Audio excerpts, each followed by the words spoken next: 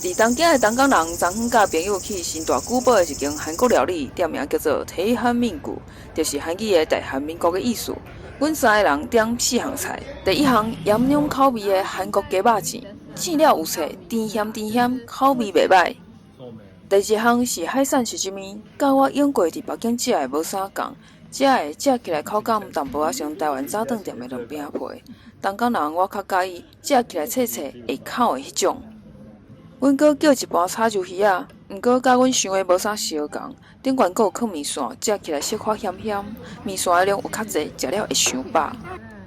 上尾是手工面三文姜不沙律，菜名简单讲就是石菇炒山楂肉，内底阁有蓝虾仔，一鼎韩国口味的石菇炒山楂肉炒虾仔，毋但好食，阁会咸，配会落饭，配酒阁愈适合。对敢食咸的台湾人来讲，应该无问题，大力推荐。